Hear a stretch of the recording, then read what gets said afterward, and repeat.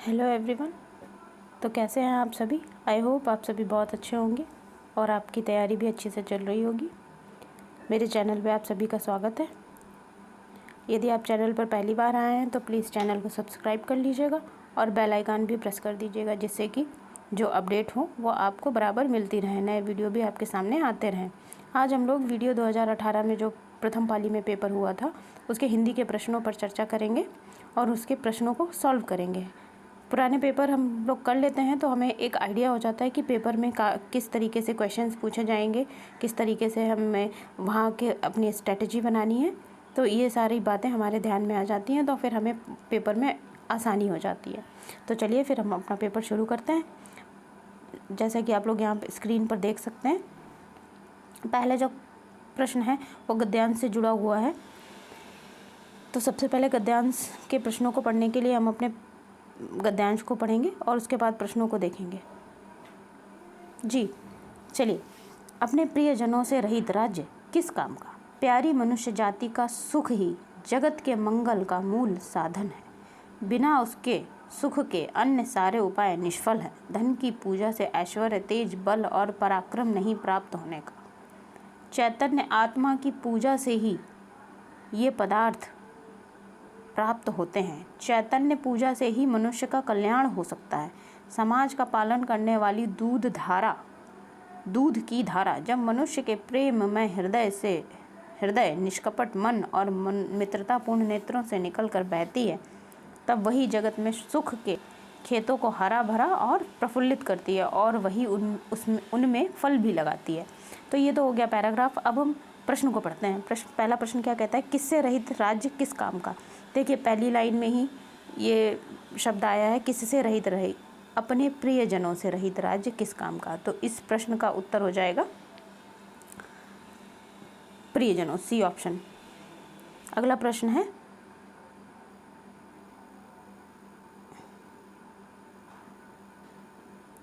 जगत का अर्थ क्या है। जगत का अर्थ है, ये ऊपर अभी यहाँ पे आया भी था, जगत के मंगल मतलब अर्थात संपूर्ण संसार। तो ये हो जाएगा संसार, बी ऑप्शन। बी ऑप्शन हो जाएगा इस प्रश्न का उत्तर। अगला प्रश्न है, निष्फल का आशय क्या है। निष्फल का आशय तो व्यर्थ ही होगा, तो इसका ऑप्शन हो जाएगा डी ऑप्शन।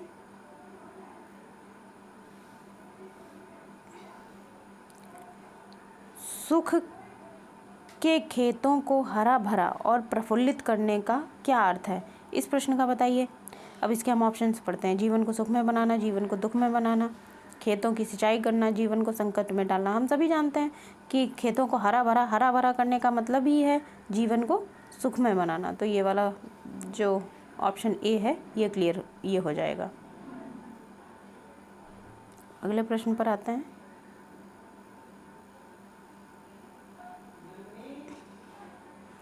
निम्न में दीर्घ स्वर कौन सा है। दीर्घ स्वर दो प्रकार के होते हैं, दीर्घ स्वर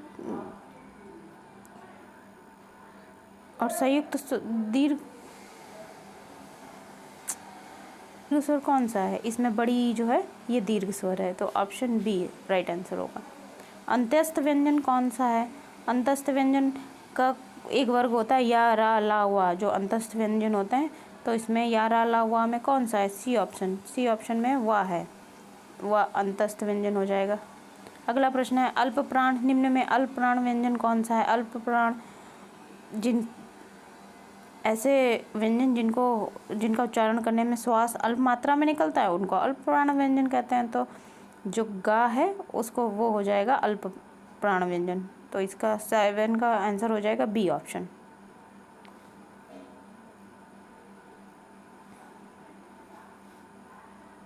अगला देखिएगा, निम्न में घोष वर्ण कौन सा है। घोष वर्ण जिन व्यंजनों, दो प्रकार के होते हैं घोष व्यंजन, घोष और अघोष। जिन व्यंजनों में उच्चारण से स्वर तंत्रियाँ झंझरत होती हैं या जिनसे कंपन होता है स्वर कंठ में हमारे, उनको घोष वर्ण कहते हैं, और जिनसे कंपन उत्पन्न नहीं होता है उसको अघोष वर्ण कहते हैं। तो घोष वर्ण इसमें कौन सा हो जाएगा, घोष वर्ण हमारा हो जाएगा जा, ए ऑप्शन। अगले प्रश्न पर आते हैं।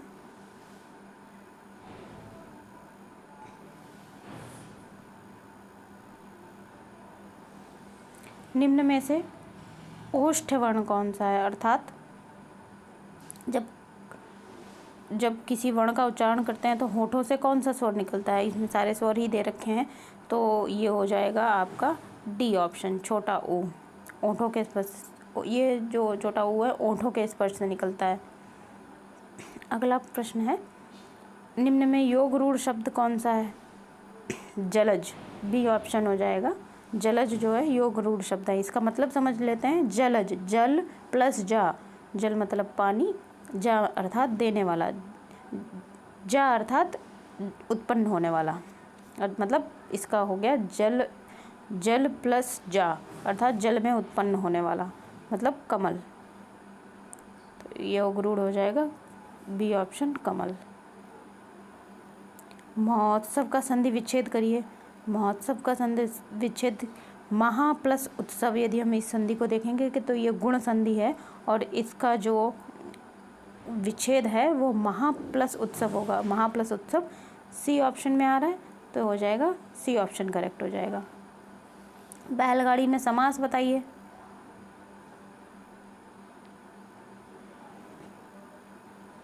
बैलगाड़ी में समास बताइए। अब देख लीजिए, यहाँ पर दे रखा है द्वंद्व समास, द्विगु समास, अव्ययी भाव और तत्पुरुष। इसकी एक बहुत अच्छी ट्रिक मैं आपको बताती हूँ।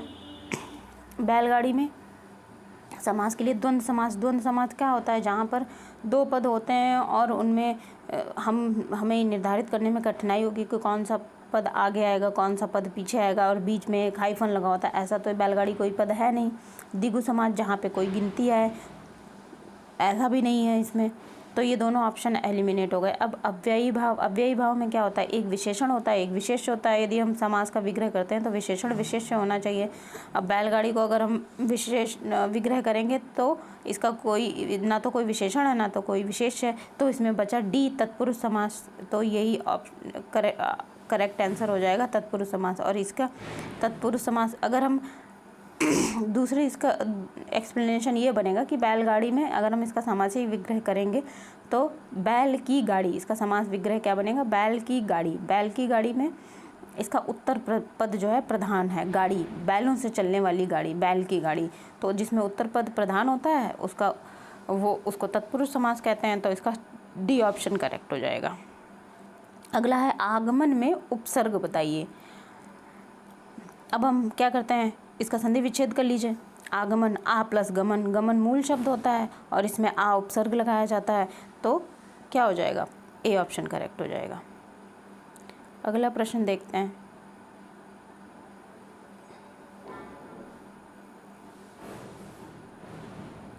अगले प्रश्न में रसोइया शब्द में प्रत्यय बताइए।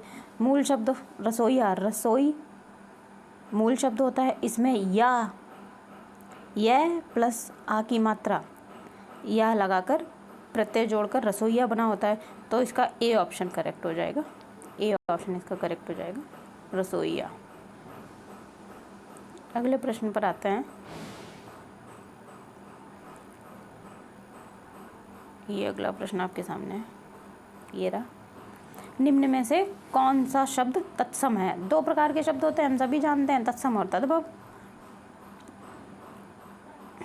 तो तत्सम शब्द कौन से होते हैं, जो संस्कृत के शब्द होते हैं उनको हम same as it is Hindi में प्रयोग करते हैं, वो तत्सम शब्द होते हैं। तो अब यहाँ पर देख लेते हैं। क्षेत्र, गधा, गाय, घर। इसकी एक पहचान मैं आपको बताती हूँ तत्सम शब्दों में, जहाँ पर भी संयुक्त व्यंजन आ जाए, जैसे श, श, ज्ञ, ये संयुक्त व्यंजन वाले शब्द सारे तत्सम शब्द होंगे। तो इसमें देखिए जो क्षेत्र है, क्षेत्र ए ऑप्शन ये करेक्ट हो जाएगा। और क्षेत्र तत्सम शब्द है और हमें इसका जो तद्भव शब्द है वो भी पता है, खेत। क्षेत्र का तद्भव होता है खेत। तो गाय, गधा और घर ये सारे तद्भव हैं, इसलिए उत्तर हो जाएगा ए, क्षेत्र। अगला सवाल है,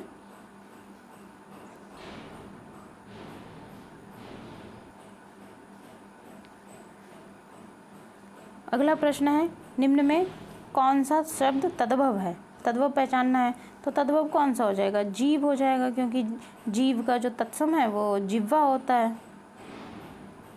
अगला प्रश्न देखते हैं, निम्न में से कौन सा शब्द देशज है? देशज कौन सा हो जाएगा? गोबर, घोड़ा, हल्दी, ये सब तो देशज है नहीं। एक ही शब्द है कटोरा, जो किसी देश में, जैसे भाई कटोरी होती है, कटोरी को हम कहीं हमारे भारत में ही कहीं कटोरा कहते हैं, कहीं बेलवा कहते हैं, कहीं कटोरी कहते हैं, कहीं कहीं बाउल कह देते हैं। तो ये कौन सा शब्द हो गया? जो एक स्थिति विशेष, या मैं ये कहूँ एक भौगोलिक स्थिति में जो शब्द लिए जिनका ज़्यादा बोले जाते हैं उनको देशज शब्द कहते हैं। तो कटोरा हो जाएगा देशज। 17 का उत्तर हो जाएगा डी ऑप्शन। अगला प्रश्न, निम्न में से कौन सा शब्द विदेशी है? टिकट, मध्य, मयूर और वचन। तो मध्य तो विदेशी नहीं लग रहा है। वचन भी तत्सम शब्द है। मयूर तत्सम शब्द है। टिकट विदेशी शब्द होगा। कैसे? जब हम लोग टिकट लेने जाते हैं, या आपने देखा होगा टिकट की जो स्पेलिंग होती है TICKET, तो टिकट को हिंदी में देवनागरी में हम टिकट ही लिख देते हैं, इसलिए ये विदेशी शब्द हो जाएगा। तो प्रश्न नंबर 18 का करेक्ट ऑप्शन क्या हो जाएगा? ए। अगला प्रश्न, निम्न में संज्ञा शब्द कौन सा है? हरा, पतला, सभा, गहरा। हरा विशेषण है, रंग है। पतला किसी की विशेषता बताएगा, पतली जी वो मोहन पतला है, श्याम दुबला है, राधा पतली है। गहरा गड्ढा खोद दिया, विशेषता बतला रहा है। लेकिन जो सी है सभा हो जाएगा संज्ञा। तो प्रश्न नंबर 19 का करेक्ट ऑप्शन हो जाएगा सी।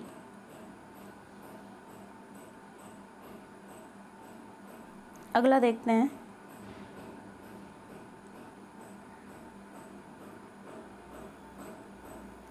निम्न में सर्वनाम शब्द कौन सा है? सर्वनाम कौन होते हैं? जो संज्ञा के स्थान पर प्रयोग किए जाते हैं। ठीक है, तो जैसे तू, मैं, यह, वे, कौन, कहाँ, कौन। तो नींद, रोग, सफाई, कोई प्रश्न नंबर 20 की बात कर रही हूँ। नींद, रोग, सफाई, ये सब कौन हो गए? संज्ञा हो गए, लेकिन इसमें सर्वनाम सिर्फ एक है, जो है कौन। इसलिए प्रश्न नंबर 20 का उत्तर हो जाएगा डी। अगला प्रश्न देखिए, प्रश्न नंबर 21, निम्न में विशेषण पद कौन सा है? विशेषण वो होते हैं जो संज्ञा सर्वनाम की विशेषता बतलाते हैं। तो लड़का संज्ञा है होता है, इसमें पन जोड़कर लड़कपन बनाया गया है, तो ये भाववाचक संज्ञा हो गया। कठोर संज्ञा है, इससे कठोरता बना है। घबराहट बनाया गया है। उचित विशेषण शब्द है, इसलिए हो जाएगा इसका करेक्ट आंसर हो जाएगा बी ऑप्शन। ठीक है, निम्न में प्रेरणार्थक क्रिया कौन सी है? प्रेरणार्थक क्रिया जो मनुष्य खुद नहीं करता है, जिसमें कर्ता स्वयं न कर किसी दूसरे को करने के लिए प्रेरित करता है, तो उस प्रकार की क्रिया को हम प्रेरणार्थक क्रिया कहते हैं। उठना, चमकना, देना, ये तो सब खुद ही करना पड़ेगा। लेकिन यहाँ पे सी ऑप्शन कह रहा है गिराना, किसी दूसरे को धक्का देना, गिराना, ये कहलाएगा प्रेरणार्थक क्रिया। तो प्रश्न नंबर 22 का सही उत्तर हो जाएगा गिराना। प्रश्न नंबर 23 को देखिए, निम्न में अव्यय है। अव्यय ऐसे जिसको बीच से यदि हम उस शब्द को तोड़ेंगे तो उसका कोई मतलब नहीं निकलेगा। इस शब्द का यदि हम विग्रह करेंगे तो इसका कोई भी मतलब नहीं निकलेगा। ठीक है, तो ठीक, जैसे ठीक प्लस का, तो इसका कोई अर्थ नहीं निकलेगा, तो ये अव्यय हो जाएगा, अर्थात बी ऑप्शन जो है अव्यय हो जाएगा। उत्तर में ये दिशा है एक, जापान, कृष्ण, ये सारे संज्ञा हो जाएंगे, इसलिए अव्यय केवल ठीक रहेगा। अगला प्रश्न देखिएगा, पक्षी का पर्यायवाची पूछ रहा है। पक्षी का पर्यायवाची बताइए। भूधर, मीन, वृंद, विहग। भूधर पर्वत का पर्यायवाची होता है। मीन मछली का पर्यायवाची होता है। विहग जो ऑप्शन नंबर डी है, ये हो जाएगा पक्षी का पर्यायवाची। अगला देखिए, जटिल का विलोम पूछ रहा है। जटिल का विलोम हम सभी जानते हैं, सरल। प्रश्न नंबर 26 देखिएगा, जो देने योग्य हो उसके लिए एक शब्द पूछा गया है। देने योग्य हो उसके लिए एक शब्द क्या होगा? दे। तो बी ऑप्शन करेक्ट हो जाएगा। प्रश्न नंबर 27 देखिएगा, दीनहीन युग्म का सही अर्थ बताना है। दिन, दिन और दीन। दिन का हो जाएगा दिवस। प्रश्न नंबर 27 देखिएगा, दिन और दीन का सही अर्थ बनाना है। ये युग्म है, तो जो दिन है जिसमें छोटी की मात्रा लगी होती है, इसका मतलब होता है दिवस, और दीन बड़ी की मात्रा जिसमें लगी होती है उसका मतलब होता है गरीब, अर्थात ए ऑप्शन का सही हो जाएगा। अगला प्रश्न है, निम्न में से कौन सा शब्द अनेकार्थक है? साहस, पुस्तक, अंबर, बालक। तो साहस का तो एक ही अर्थ होता है, साहस। पुस्तक संज्ञा है, बालक भी संज्ञा है। अंबर जो है इसके अनेक हो सकते हैं अर्थ, वस्त्र, आकाश, ये हो सकते हैं। तो ये इस प्रश्न का उत्तर हो जाएगा सी ऑप्शन, अनेकार्थक हो जाएगा अंबर। निम्न में वर्तनी की दृष्टि से शुद्ध शब्द पहचानना है। तो वर्तनी पूज्य, इसमें ए ऑप्शन में बड़े ऊ की मात्रा लगेगी। बी में परीक्षण, बड़ी ई की मात्रा आएगी। प्राण, इसमें णा आएगा। तो हमारा कौन सा ऑप्शन करेक्ट हो जाएगा? डी, परीक्षा। वर्तनी की दृष्टि से अशुद्ध शब्द पूछा गया है, तो प्रादेशिक सही है। माधुर्य, ये भी सही है। व्याप्त, ये भी सही है। प्रामाणिक, ये गलत है। इसमें पा पे प्रा लगेगा, बड़े आ की मात्रा आएगी, प्रामाणिक होता है।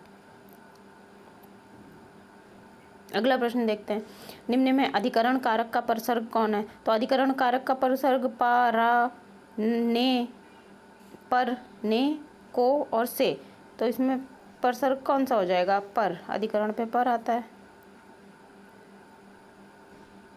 अगला प्रश्न देखिए, पुल्लिंग शब्द पहचानना है। क्षमा स्त्रीलिंग है, घटना स्त्रीलिंग है, रीति स्त्रीलिंग है। तो ऑप्शन सी ये हो जाएगा क्षेत्र पुल्लिंग शब्द। निम्न में स्त्रीलिंग शब्द पहचानना है। अगला प्रश्न, दुख पुल्लिंग है, लेख पुल्लिंग है, डी स्पर्श पुल्लिंग है, गरिमा। ऑप्शन बी सही हो जाएगा। अगला प्रश्न क्या कह रहा है, किसका प्रयोग सदैव बहुवचन में होता है? दर्शन, नारी, लता, गाय। तो नारी का तो नारियाँ हो जाता है, लता लताएं, गाय गायें।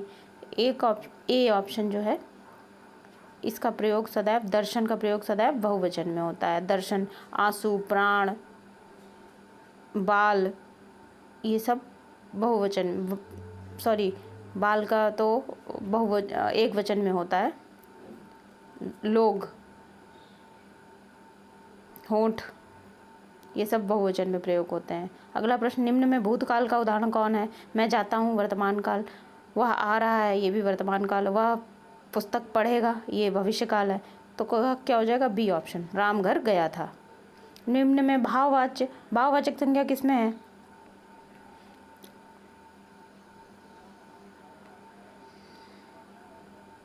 निम्न में भाववाचक बताइए। मोहन पुस्तक पढ़ता है, श्याम पत्र लिखता है, पत्र लिखा जाता है, या मोहन से बैठा नहीं जाता। तो जो सी ऑप्शन है ये करेक्ट हो जाएगा, मोहन से बैठा नहीं जाता। निम्न में मिश्र वाक्य कौन सा है? विद्वान सब जगह पूजा जाता है, अच्छा लड़का माता पिता की आज्ञा मानता है, वह पुस्तक राम की थी, जब सवेरा हुआ तब हम लोग बाहर गए। तो इसका डी ऑप्शन करेक्ट हो जाएगा, जब सवेरा हुआ तब हम लोग बाहर गए। इसमें दो बातें हैं जो कॉमा से जोड़े गए हैं, कॉमा से जोड़ी गई हैं। जब सवेरा हुआ तब हम लोग बाहर गए, सवेरा हुआ एक बात हो गई और बाहर गए ये दूसरी बात हो गई। मैंने विद्यालय जाना था, इसका अशुद्ध बताना है। इसमें कौन सा जो अशुद्ध अंश है? तो मैंने नहीं होगा, मुझे विद्यालय जाना है। ए ऑप्शन करेक्ट हो जाएगा। प्रश्न नंबर 39 में क्या पूछ रहा है? प्रश्न चिन्ह कौन सा है? तो हम सबको पता है प्रश्न चिन्ह कौन सा है। बी ऑप्शन करेक्ट हो जाएगा। आसमान फट जाना, इसके मुहावरे का अर्थ बताना है। असंभव काम होना, बहुत शोर मचाना, बहुत शोर करना, चुगली करना, अचानक आफत पड़ना। तो भाई क्या होता है? आसमान फट गया सर पे। आसमान कैसे फटता है? अचानक से फटता है, तो अचानक आफत पड़ना। स्वावलंबी होने के लिए सही मुहावरा बताइए। अपने पैरों पे खड़ा हो जाना, है ना, स्वावलंबी होना। तो सी ऑप्शन हो जाएगा। प्रश्न नंबर 42 देखिए, बोए पेड़ बबूल के आम कहाँ से होए, इस कहावत या लोकोक्ति का सही अर्थ बताना है। कर्म के अनुसार फल नहीं मिलता, ये गलत है। जैसे कर्म करोगे वैसे ही फल भोगोगे, ये भी गलत है। इसका होगा जैसी करनी वैसी भरनी। कर्म और फल का कोई संबंध नहीं है, ये भी नहीं है। तो कौन सा ऑप्शन हमारे पास बच गया? कर्म करो फल की इच्छा मत करो, ये नहीं, डी नहीं होगा। तो हमारे पास ऑप्शन कौन सा है? जैसा कर्म करोगे वैसा फल मिलेगा। बोए पेड़ बबूल के आम कहाँ से होए, मतलब जैसा कार्य करेंगे आपको फल वैसा ही मिलेगा। प्रश्न नंबर 43 देखिएगा, लाभ ही लाभ, इसके लिए सही लोकोक्ति बतानी है। 5 उंगलियां घी में, 5 उंगलियां बराबर नहीं होती, नेकी कर कुएं में डालने की कर और पूछ पूछ नहीं। ए ऑप्शन जो है ये इसका करेक्ट आंसर होगा। मूल पाठ की व्याख्या के साथ अनुवाद क्या कहलाता है? मूल पाठ की व्याख्या के साथ अनुवाद क्या कहलाता है? व्याख्यानुवाद कहलाता है। अगला प्रश्न देखिएगा, ब्रज हिंदी की किस भाषा के अंतर्गत है? तो ब्रज जो है पश्चिमी हिंदी के अंतर्गत आता है, इसका ऑप्शन हो जाएगा सी। अगला प्रश्न देखिएगा, अमेंडमेंट के लिए सटीक हिंदी अनुवाद। हम लोग सभी पॉलिटी पढ़ते हैं, आपने पॉलिटी पढ़ी होगी, तो उसमें कहा जाता है ना 42 अमेंडमेंट, 42 अमेंडमेंट अर्थात 42वां संविधान संशोधन, 42 कॉन्स्टिट्यूशनल अमेंडमेंट। तो इसका आंसर क्या हो जाएगा? उत्तर क्या हो जाएगा? ऑप्शन नंबर बी, संशोधन। सूरसागर के रचयिता कौन थे? सूरसागर के रचयिता सूरदास थे। रीतिकाल के कवि कौन से हैं? जयशंकर प्रसाद नहीं है, सूर्यकांत त्रिपाठी निराला नहीं है, सुमित्रा नंदन पंत नहीं है। तो कौन सा हो गया? सी ऑप्शन करेक्ट हो जाएगा। उसने कहा था कहानी के लेखक कौन सा हो जाएंगे? इसके लेखक हो जाएंगे चंद्रधर शर्मा गुलेरी, बी ऑप्शन। उर्वशी काव्य रचना किसकी है? अगला प्रश्न 50, प्रश्न नंबर 50, उर्वशी काव्य रचना किसकी है? ये जयशंकर प्रसाद की नहीं है, मैथिली शरण गुप्त की भी नहीं है। उर्वशी रामधारी सिंह दिनकर की रचना है। ठीक है, तो इस प्रकार ये 50 प्रश्न जो वीडियो 2018 का प्रथम पाली का पेपर था, इसके हमने सॉल्व किए हैं।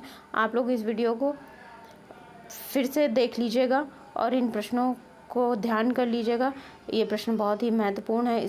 कई बार ऐसा भी होता है कि प्रश्न सेम रिपीट हो जाते हैं, तो ये सारे प्रश्न आप लोगों को आने चाहिए। यदि आपको वीडियो पसंद आया हो तो वीडियो को लाइक ज़रूर कर दीजिएगा, चैनल को सब्सक्राइब कर दीजिएगा, और मैं इसी तरीके से आपके लिए अगले वीडियो में भी हिंदी के महत्वपूर्ण प्रश्नों को लेकर के आऊँगी। तब तक के लिए धन्यवाद और नमस्कार।